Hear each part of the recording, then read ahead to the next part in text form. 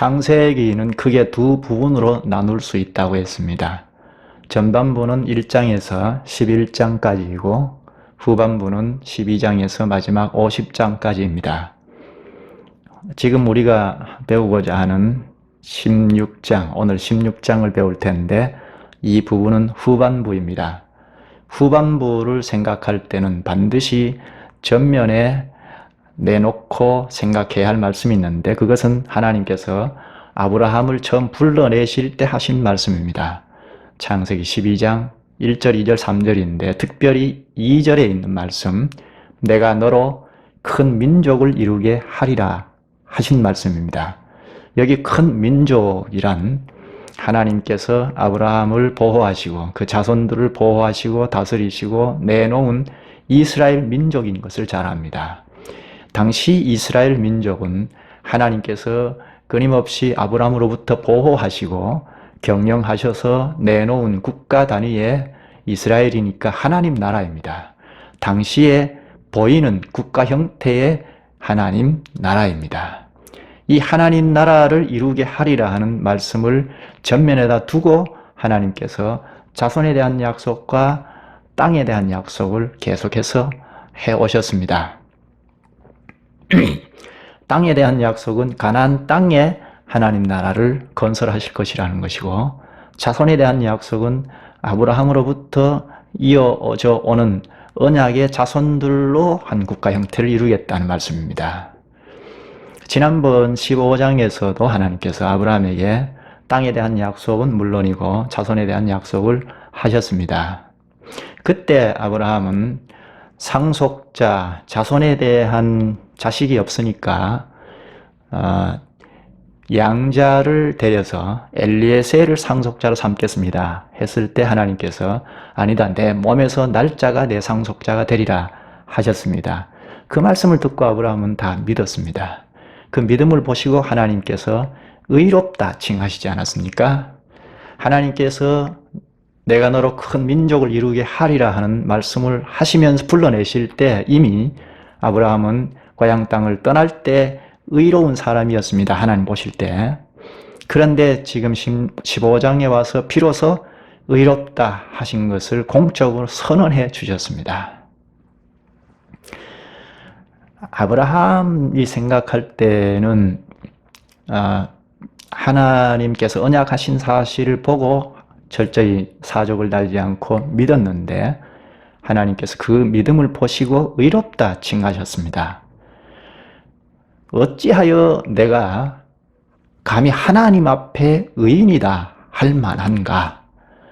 그 사실의 근거가 무엇인가 궁금했습니다.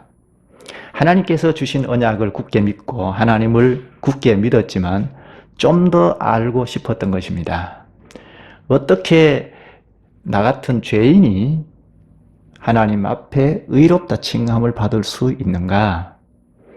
하나님께서 대홍수로 노아시대에 인류를 다 쓸어버리셨는데 그럼에도 불구하고 인간의 악한 본성은 그대로 있습니다.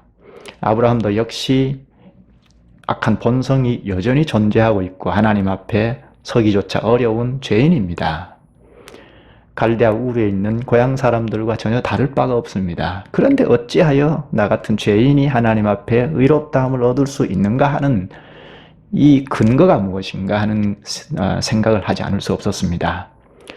또한 고향을 떠날 때부터 하나님 나라를 유업으로 주셨고 그리고 하나님 나라를 건설할 자로 삼으신 그 근거가 무엇인지를 알고 싶었습니다. 그래서 하나님 앞에 징표를 구했습니다. 좀 더 확정적으로 알고 싶었던 것입니다. 아브라함이 하나님께 징표를 구할 때 하나님께서 언약 체결식을 준비하도록 하셨습니다. 짐승을 준비하도록 하시고 그 짐승을 쪼개서 양편으로 나누어 놓았는데 하나님께서 그 쪼개진 짐승 사이로 지나가셨지 않습니까? 그 짐승이 쪼개진 것처럼 하나님께서 만약에 언약을 지키지 아니하실 경우에 자신이 죽겠다는 의지의 표현으로 저주의 서약을 행하신 일입니다. 그러니까 반드시 언약을 이행하리라, 지키실 것이라 하는 것을 보여주신 것인 것과 동시에 그뿐만 아니라 그 쪼개진 짐승이 피를 흘리고 죽은 것처럼 하나님께서 친히 피 흘려 죽으신 그 대속의 공로로 말미암아 의롭다 칭하시고 또 하나님 나라를 유업으로 줄 수 있다는 그 근거가 마련된 셈이 됩니다. 아브라함은 아마 그것을 보고 과연 하나님께서 친히 피 흘리셔서 대속의 공로로 말미암아 내가 의롭다함을 얻고 또 하나님 나라를 유업으로 받을 수 있겠다는 확신을 가졌을 것입니다. 물론 우리가 하나님이신 예수 그리스도께서 십자가에 죽으셔서 피 흘리신 그 공로를 믿는 것과는 차이가 있겠지만 당시에 그 짐승이 쪼개지면서 피를 흘린 그 대속으로 말미암아 의롭다함을 얻는다 하는 그 근거는 분명히 이해했을 것입니다. 그래서 그런 확신을 가지고 생활로 돌아왔습니다. 그런데 오늘 16장에 와서 큰 실수를 범합니다. 15장에서는 아브라함이 하나님 나라를 이룰 상속자에 대한 고민을 했는데 오늘 16장에서는 아브라함의 아내 사레가 상속자가 없는 데 대한 고민에 빠졌습니다. 깊은 고민에 빠져 있다가 아브라함과 함께 큰 실수를 하게 됩니다. 그 실수를 한 결과 이스마엘을 낳게 됩니다. 이 이스마엘은 갈라디아서 4장 23절에 보면 하갈에게서 난 육체를 따라 난 자식이라고 말합니다. 사레가 상속자에 대한 고민을 하다가 아브라함과 함께 상속자를 얻겠다 한 결과 이스마엘을 낳게 되었습니다. 아브라함과 사레가 마음대로 살고 어떤 범죄를 저질러서 이런 악한 결과를 낳은 것이 아니라 하나님 나라 사명을 수행하겠다고 한 결과 이스마엘을 낳게 되었습니다. 이 이스마엘의 후손들은 지금까지도 아람 민족인데 이 아람 민족은 오늘날까지 이스라엘과는 앙숙 관계로 전쟁을 하는 그런 관계 아닙니까? 이런 악한 결과를 낳게 된 근원이 오늘 16장에 아브라함과 사레가 큰 실수를 범한 결과입니다. 이 실수는 이들이 하나님 나라를 위하여, 하나님의 영광을 위하여, 하나님 나라 사명을 수행한다고 한 결과 낳게 된 실수입니다. 따라서 이 16장은 하나님 영광을 위하여 산다는 백성들, 하나님 나라 사명을 수행한다는 오늘 우리가 눈여겨봐야 할 내용입니다. 16장의 시작은 아브라함의 아내 사레가 전면에 나타나는 것으로 시작을 합니다. 1절에 보면 아브라함의 아내 사레는 출산하지 못하였고 그에게 한 여종이 있으니 애굽 사람이요 이름은 하갈이라. 사레가 전면에 등장하고 그의 여종 하갈이 나오는데 이는 애굽 사람이라고 합니다. 하갈이 애굽 사람인 것을 보면 아마 짐작하기는 12장에서 아브라함의 일행들이 가나안 땅의 기근 때문에 애굽으로 내려가지 않았습니까? 그때 바로가 아브라함을 후대하여 가축과 노비를 선물로 주었는데 그때 이 하갈을 준 것 같습니다. 여기 사레의 종이라고 한 것을 보면 바로가 사레에게 직접 이 하갈을 선물로 준 것 같기도 합니다. 그런데 여기 사레는 출산하지 못하였고 그에게 한 여종이 있으니 하갈이라고 합니다. 사레는 출산하지 못하였다고 하고 하갈을 이야기하는 것은 사레가 하갈을 통하여 상속자에 대한 고민을 하다가 하갈을 통하여 자식을 얻고자 한 것입니다. 사레가 종 하갈을 통하여 아브라함의 자식을 얻고자 한 이것이 과연 옳은 것인가? 이 15장에서 다른 사람을 양자로 삼는 일은 하나님께서 이미 인정치 않으셨죠? 아브라함이 집에서 길리운 종을 엘리에셀을 양자로 삼어서 상속자로 삼고자 했을 때 반대했지 않았습니까? 내 몸에서 날짜가 내 상속자가 되리라 하고 말씀을 명확하게 해주셨습니다. 그러면 이제는 아브라함 몸에서 날짜가 상속자일 텐데 사례 자신은 이제 아이를 낳을 수 없다는 결론에 이르렀습니다. 그 이유는 자기가 나이가 많다는 것 때문입니다. 사례의 나이는 지금 75세쯤 됩니다. 아브라함의 일행들이 갈대아 우르에서 하란에 왔다가 하란에서 가나안 땅으로 떠나올 때 아브라함의 나이가 75세라고 했습니다. 그런데 오늘 본문에 보면 가나안 땅에 들어온 지 10년이 지났다고 하는데 그러면 아브라함 나이가 85세쯤 되지 않습니까? 사례는 아브라함보다 10년 후니까 75세쯤 됩니다. 23장 1절에 가서 보면 사례가 127세에 죽습니다. 127세의 생을 마감하는데 현재 75세라고 하면 적은 나이가 아니죠. 오늘날로 비교해도 거의 차이가 많이 없는데 75세 같으면 노년이지 않습니까? 의학, 과학 다 동원을 해도 아이를 가질 수 없는 상태라 할 수 있습니다. 그런 상태에서 하나님의 언약을 자신이 그냥 막연히 기다리고 언약의 자손을 기다린다는 것이 오히려 자기가 걸림돌이 되지 않을까 하는 생각을 할 만합니다. 그런데다가 내 몸에서 날짜가 내 상속자가 되리라 하는 이 말씀은 아브라함에게 하셨습니다. 사례에게 직접 하신 말씀은 지금까지 없습니다. 18장 10절에 가서야 사례가 아이를 갖는다는 말씀을 직접 하셨습니다. 그러면 이 상황에서 생각할 수 있는 것은 딱 하나뿐입니다.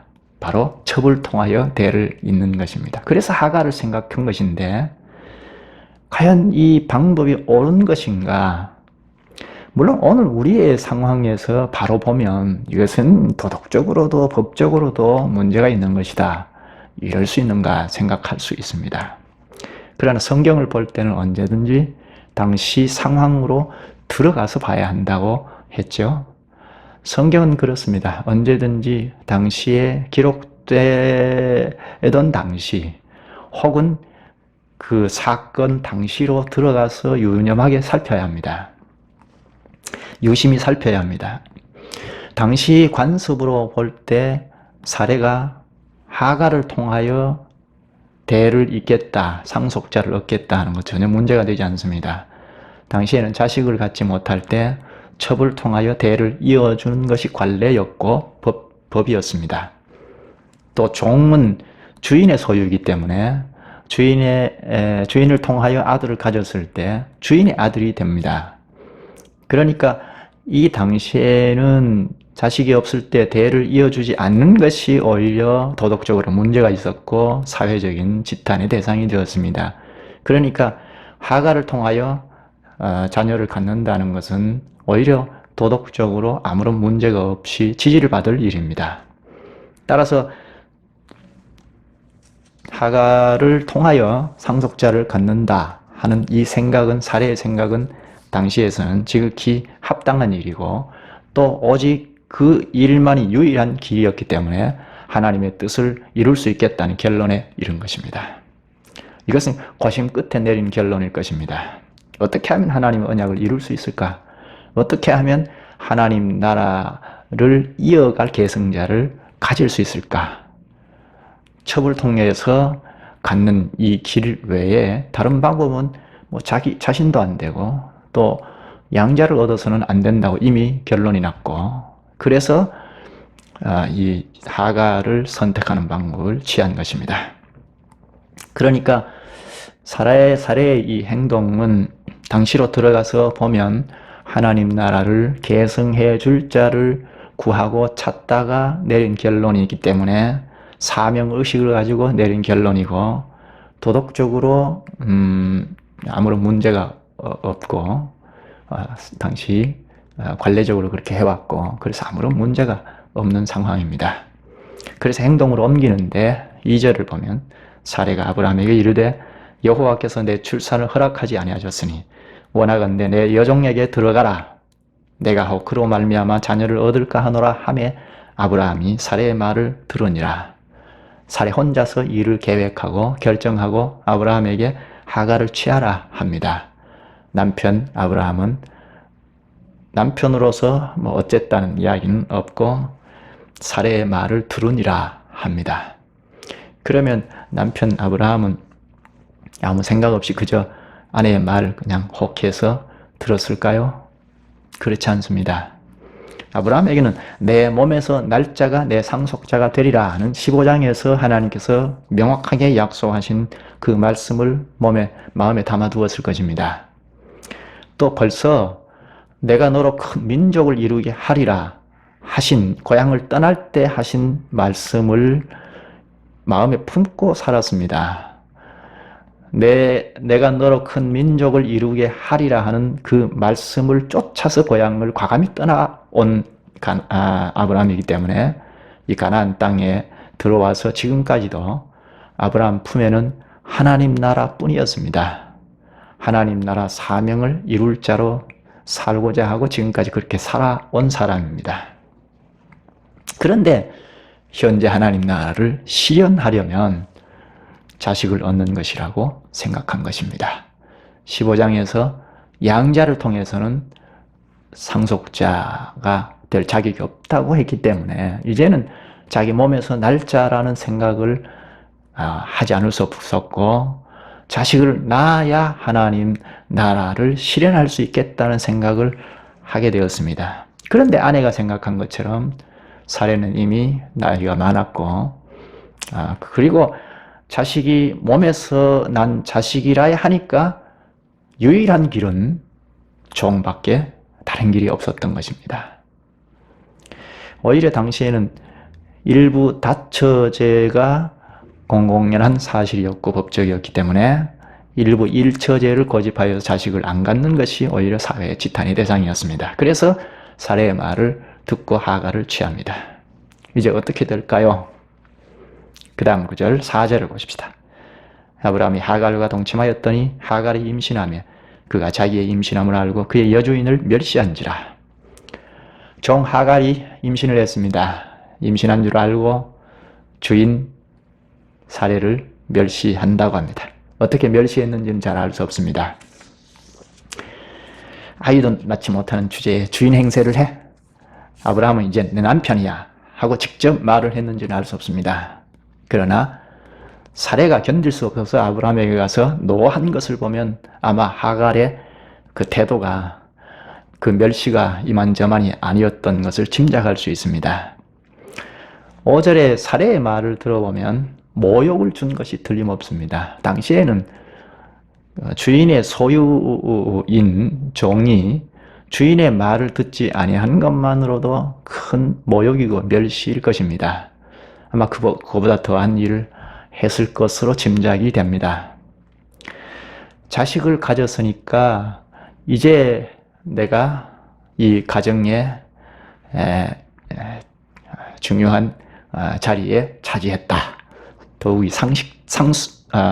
상속자를 가졌으니까 신분 상승을 꾀했는지도 모르겠습니다. 몸종인데 주인이 노하게 한 것을 보면 이 하갈의 됨됨이도 썩 좋은 건 아닌 것 같습니다. 자기가 임신했으면 도리어 제일 먼저 주인에게 쫓아가서 내가 임신했습니다. 주인님 감사합니다. 이런 태도를 취하는 것이 옳지 않겠습니까? 종이라도 됨됨이가 되어 있으면 감사의 심정을 잃지 않을 것입니다. 그런데 주인을 멸시했다는 것은 썩 됨됨이가 안 좋은 것 같습니다. 하갈의 멸시 때문에 사라가 견딜 수 없어서 남편 아브라함에게 가서 분노를 쏟아냅니다. 5절에 보면 사례가 아브라함에게 이르되 내가 받는 모욕은 당신이 받아야 옳도다. 내가 나의 여종을 당신의 품에 두었거늘 그가 자기의 임신함을 알고 나를 멸시하니 당신과 나 사이에 여호와께서 판단하시기를 원하노라. 내가 받는 모욕을 당신이 다 받아야 옳다 합니다. 시켜서 한 것뿐인데 남편에게 모두 당신의 잘못입니다 하고 뒤집어 씌웁니다. 자기가 저지른 일 아닙니까? 그러니까 끝까지 자기가 책임지는 것이 옳을 텐데요. 어떤 행동을 했으면 끝까지 책임을 져야 하지 않습니까? 더더욱이 사명감으로 했으니까요. 어떤 어려움도 감수하고 인내하고 기다려야 할 것입니다. 믿음으로 일을 시작했으면 끝까지 상속자를 기다리는 것이 옳죠. 사례의 이 태도를 보면 사례도 거기까지인 것 같습니다. 오히려 시작부터 문제가 있지는 않았는가 하는 생각이 듭니다. 그것은 모두 당신의 책임입니다 하고 책임을 떠넘기면서 당신과 나 사이에 여호와께서 판단하시기를 원하노라 합니다. 이것은 하나님께서 공의의 판단을 내려주실 것을 바란다는 뜻 같은데 남편에게 모든 책임을 떠넘기는 하나님의 이름을 남용한 죄가 됩니다. 이제 불똥은 남편 아브라함에게 떨어졌습니다. 아브라함이 어떤 태도를 취해야 옳을까요?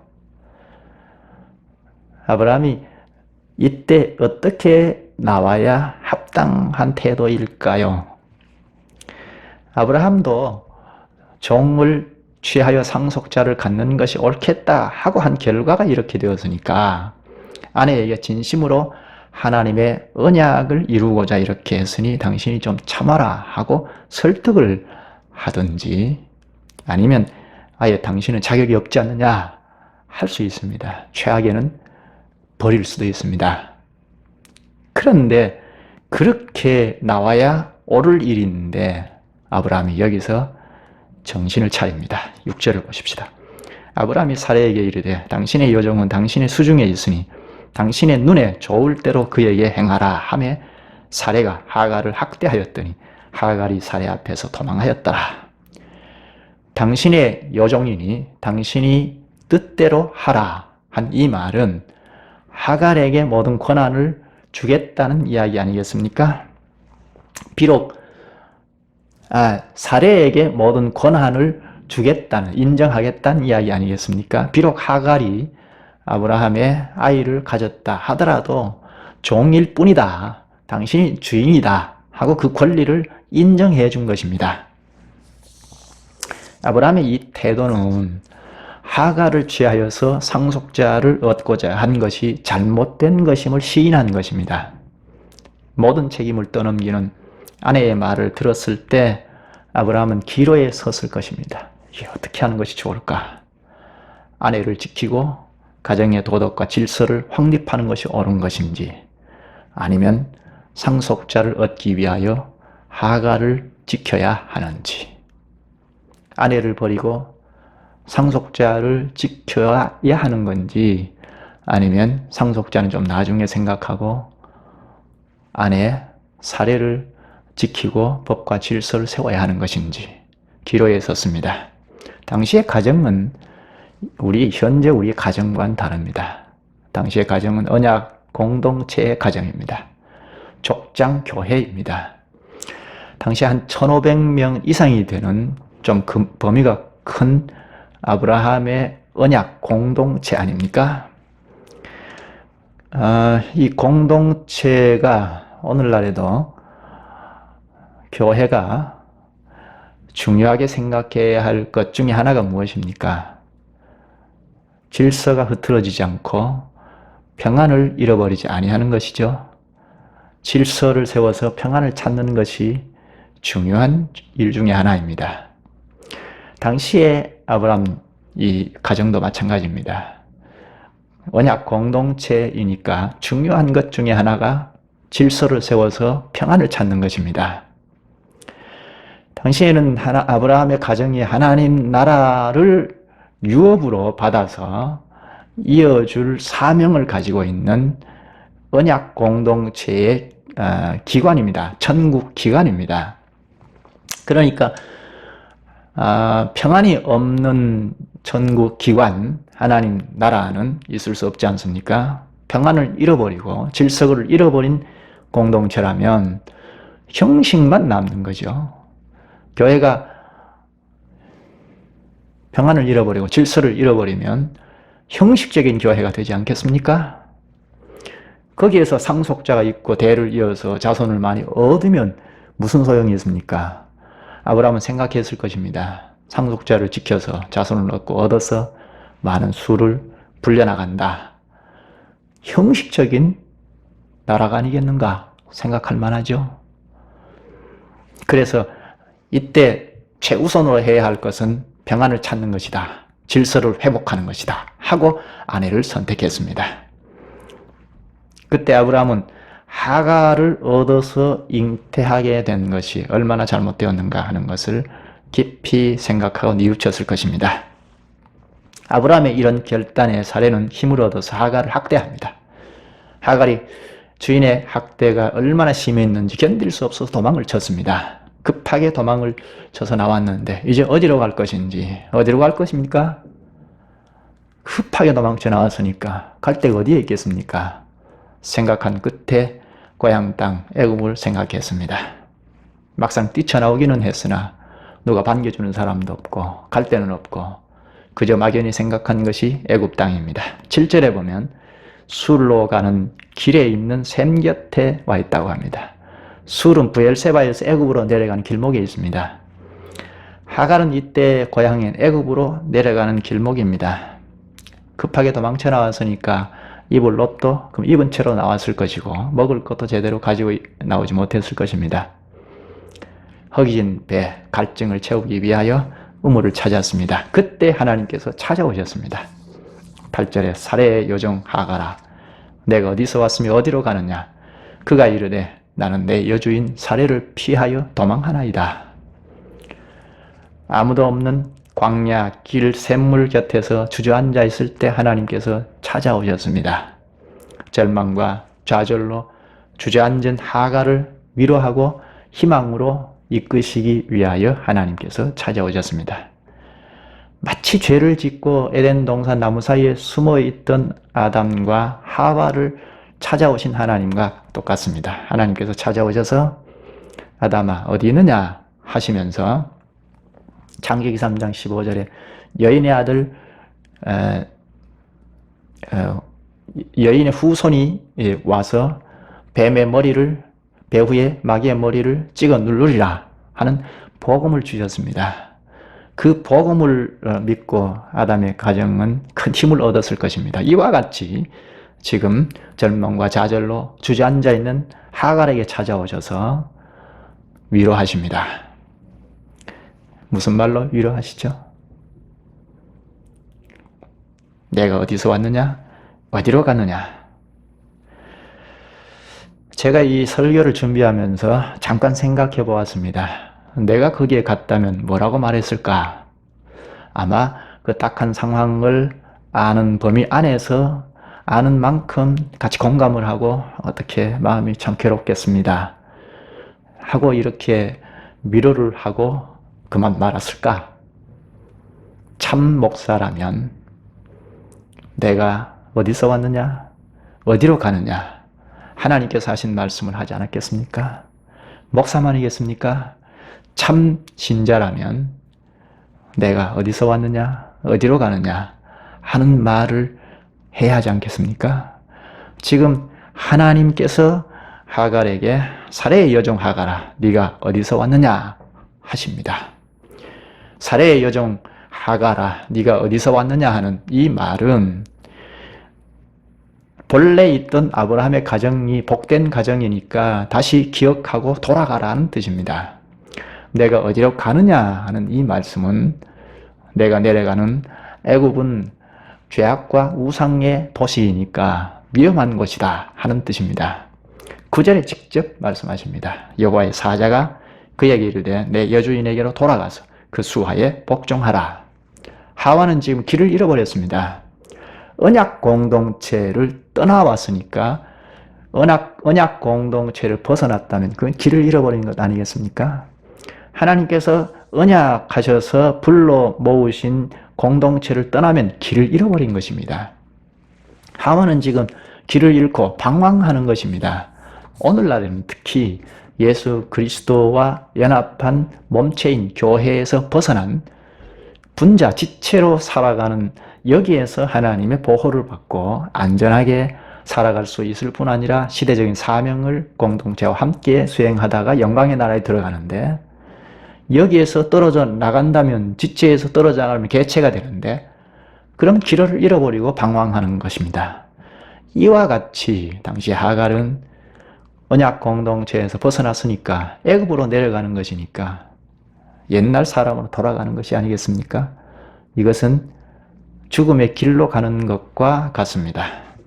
그래서 내 주인에게로 돌아가서 그 수하에 복종하라 합니다. 하갈은 지금 주인에게로 돌아가서 복종하는 것이 참 복입니다. 복종이 무슨 복인가요? 하갈이 지금 취해야 할 최선의 길은, 살 길은 주인에게로 돌아가서 그 수하에서 복종하는 것입니다. 주님의 언약이 있는 공동체 속에 속하여 주님의 보호를 받고 주님께서 내리신 신령한 양식을 공급받아서 살아가는 것이 복 아니겠습니까?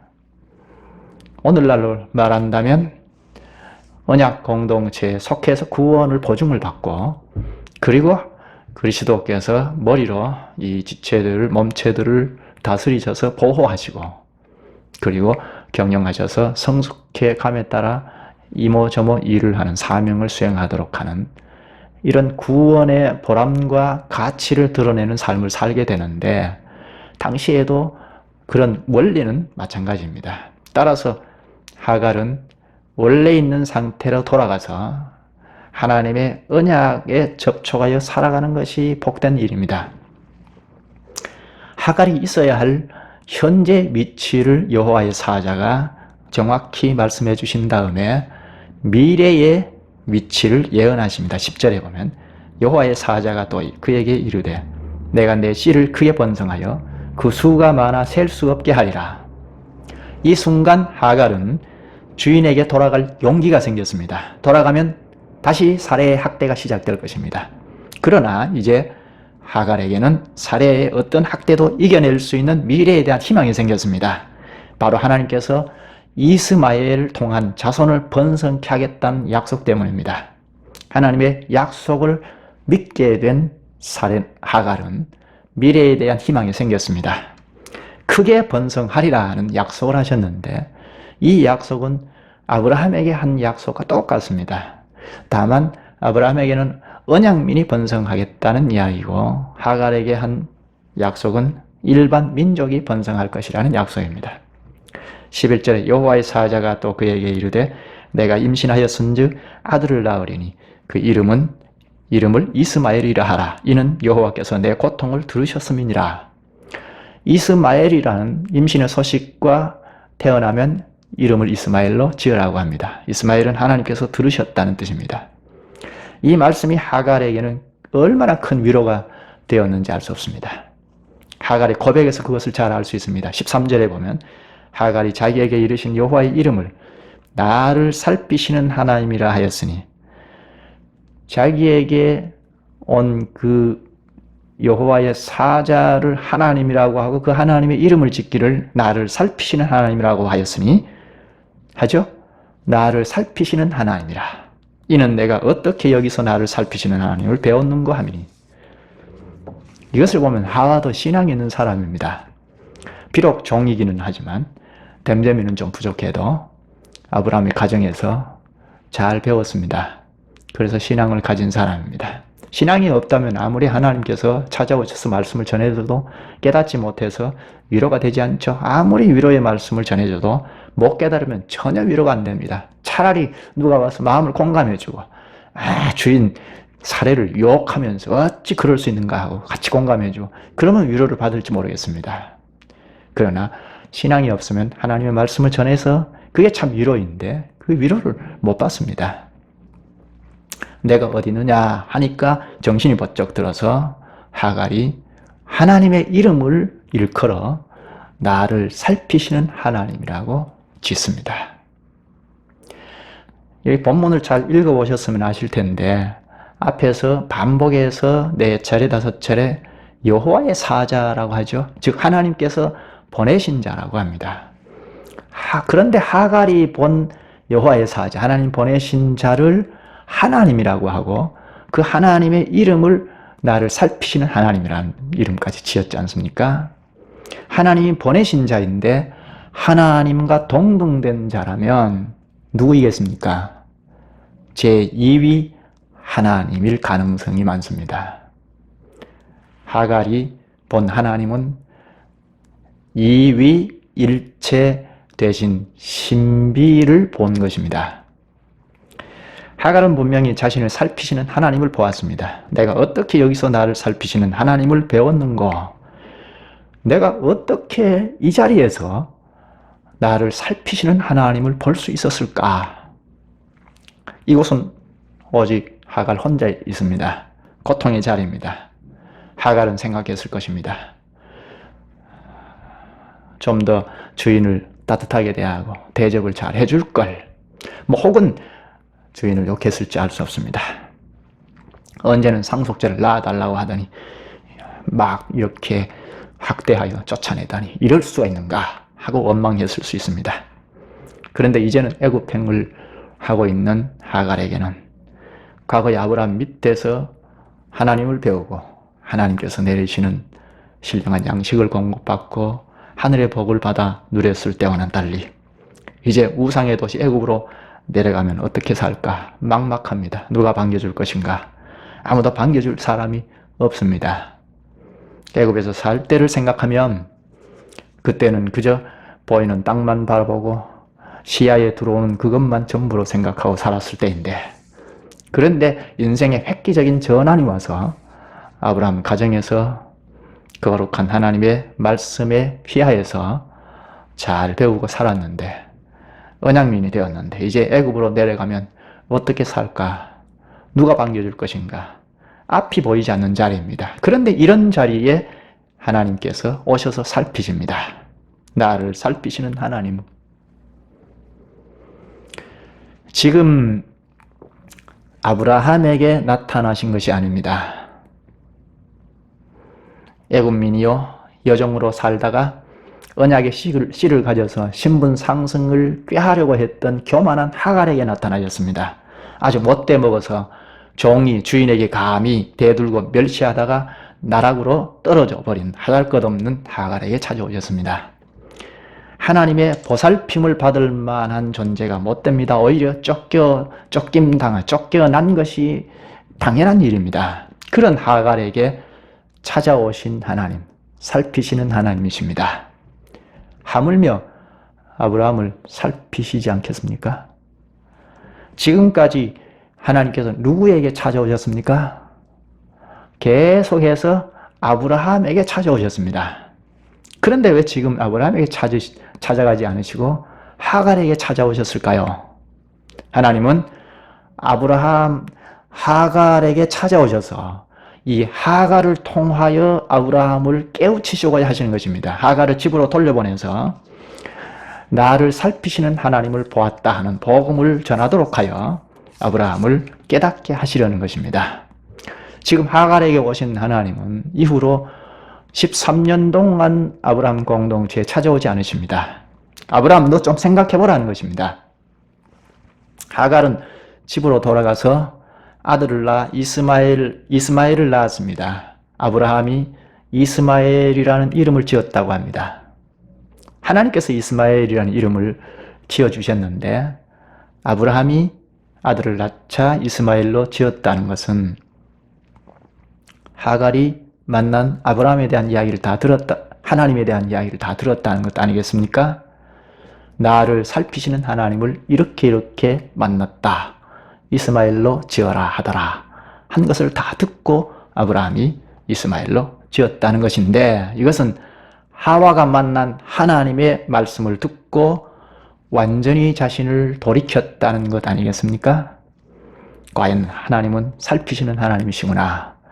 살피시는 하나님을 저버리고 잊어버리고 육신의 힘으로 상속자를 얻고자 했구나 하고 회개하고 크게 깨달았을 것입니다. 살피시는 하나님이 없이 사명을 수행한다고 하면 반드시 육체의 열매를 내놓게 됩니다. 이것은 무엇을 말합니까? 하갈을 통하여 아브라함을 깨우치시고자 하시는 것과 동시에 하나님께서 오늘 우리를 깨우치시고자 하시는 것입니다. 육체를 따라 살지 말라는 것입니다. 사명을 수행하고 가면 다 되는 것이 아니라 하나님, 살피시는 하나님을 잊어버리면 육체를 따라 결과를 내놓는다는 것입니다. 아브라함과 사례와 같이 사회적인 통념, 이 세상의 도덕, 이 세상의 여론, 세상 법, 상식, 이런 것이 전부가 아니라는 사실입니다. 물론 주님께서 내려주신 일반 은총을 우리가 무시하고 살 수 없습니다. 세상의 통념이나 세상 법칙이나 도덕, 상식, 이 모든 것은 하나님께서 내려주신 일반 법칙입니다. 이것을 초월하고 업신여기고 살 수 없습니다. 도무지 상식도 통하지 아니한 사람이 되면 되겠습니까? 예수 믿는다는 사람이 상식도 통하지 않아요.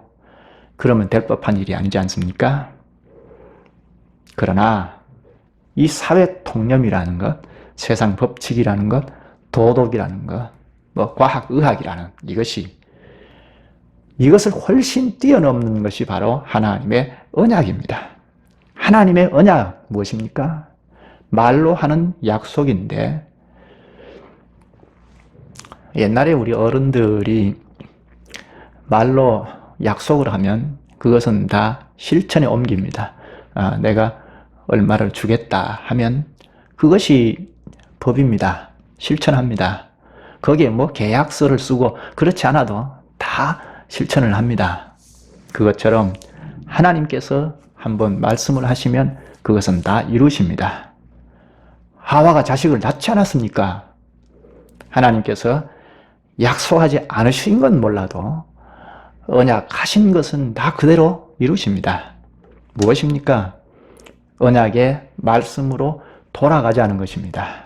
아브라함과 사례가 언약의 말씀으로 좀 더 깊이 들어갔더라면 사실은 창세기 2장만 돌아가도 이미 하나님께서 창조 규례로 한 남자와 한 여자가 혼인하여 가정을 이룰지라 하고 일부 일처를 창조 규례로 세워놓으셨습니다. 오늘 우리에게 하시고 싶은 말씀은 이 사회적인 통념, 인간의 법칙, 과학까지도 훨씬 뛰어넘는 주님의 말씀으로 돌아가자는 것입니다. 이것은 다 우리의 상황입니다. 인간 세상에 통용되는 상황들인데 이 상황을 뛰어넘자는 것입니다. 하나님의 언약의 말씀은 이 세상을 뛰어넘는, 우리의 상황을 훨씬 뛰어넘는 것입니다. 아브라함과 사레가 육신으로 낳은 이 이스마엘을 신약에 와서 갈라디아서 4장 23절에 육체를 따라 난 사람이라고 합니다. 이것은 신약 백성들에게 가르쳐주고자 하심입니다. 밝은 계시 시대에 사는 너희는 육체를 따라 살지 말라는 것입니다. 그리스도의 공동체를 이루어서 그리스도를 머리로 하고 지도를 받는 분자들의 연합체인데 여기에 속한 그리스도의 지체들은, 분자들은 그리스도의 지도의 말씀을 따라서 살자는 것입니다. 이 사회가 어떻고 상식이 어떻고 여론이 어떻고 그것을 뛰어넘자는 것입니다.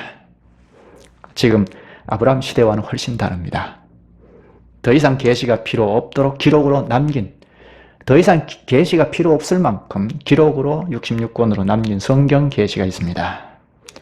이 성경 계시로 들어가서 우리의 상황을 뛰어넘어 여호와의 말씀을 쫓아가자는 것입니다.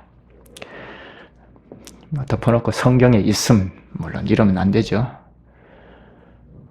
하나님의 말씀을, 성경을 잘 해명해 놓은 그 말씀에 돌아가자는 것입니다. 그러니까 처음 교회로 발걸음을 한 사람들에게 덮어놓고 성경에 있음 하고 모르고 가면 되지 않고 하나님의 말씀을 가르치는 것입니다. 그래서 가르침받은 이 한도 안에서만큼은 살자는 것입니다. 삶은 살지 못할지라도 우리의 인식은 거기에 공감하자는 것입니다. 말씀으로 돌아가서 생각하자는 것입니다. 자꾸 우리의 상황에서 생각하지 말자는 것입니다. 하나님의 말씀으로 돌아가서 생각해야 합니다. 그저 하나님의 말씀 100번 강조해도 첫째 목사인 제 자신이 하나님의 말씀을 바로 해명하는 세월이 축적되어 있지 아니하면 교회는 말씀으로 돌아가자는 이 명제만 가지고는 힘을 쓸 수 없겠죠. 이런 점에서 목사가 책임을 다해야 합니다. 저는 하나님의 말씀을 힘써 잘 밝혀내어서 전해야 할 책임이 있고 이 밝혀진 해명된 설교, 말씀을 여러분들은 책임 있게 듣고 간직하고 있어야 할 것입니다. 그래서 어떤 상황이 발생이 될 때 이 말씀으로 돌아가서 답을 찾고자 하는 것이 옳다는 것입니다. 두 눈 똑바로 뜨고 보면 하나님의 말씀이 보입니다. 조금만 귀를 기울이고 보면 하나님의 말씀이 명백히 들립니다. 이 들린 말씀 안에서 찾으면 답이 찾아질 것입니다. 말씀으로 돌아가지 않을 때 항상 사회적인 통념을 찾고 이 세상 도덕을 찾고 이 세상 여론을 찾고 윤리를 찾고 이렇게 됩니다. 이렇게 되면 우리의 육체의 소욕을 내놓는 데서 못 벗어나게 됩니다. 기도하시죠. 자비하신 주님, 주님께서 오늘 저희에게 오래전에 아브라함 공동체의 사실을 가르쳐 주셔서 그 당시의 아브라함과 사레가 하나님의 나라의 사명을 수행한다고 한 결과 육체의 자녀를 낳게 된 이 사실을 저희에게 가르쳐 주셔서 오늘 저희가 밝은 계시 아래에서 살아가는 공동체에 속해서 교회를 형성하고 교회를 중심 삼아 주님의 다스림을 받아서 살아가는 저희들이 사명을 수행하고 간다 할 때 자칫 육체의 소욕을 따라서 가지 않도록 말씀해 주셨사옵나이다. 주님께서 하신 말씀은 저희들이 하나님의 영광을 위하여 산다 할지라도 하나님께서 언약해 놓으신 말씀으로 돌아가서 상고하고 답을 찾고 가지 아니하면 그 열심을 가지고 오히려 육체의 어떤 열매를 내놓을 뿐이라는 사실을 오늘 본문을 통하여 사레와 아브라함을 통하여 저희들이 크게 교훈해 주시옵나이다. 오늘 저희가 이 세상에 통용되는 관념, 이 세상에 통용되는 의학, 과학까지라도 훨씬 뛰어넘는 언약의 말씀으로 돌아갈 수 있는 저희들이 되게 하여 주옵소서. 어떤 상황에 처할지라도 하나님의 말씀으로 돌아가는 실력을 갖추게 하여 주시옵소서. 예수님의 이름으로 기도하옵나이다. 아멘.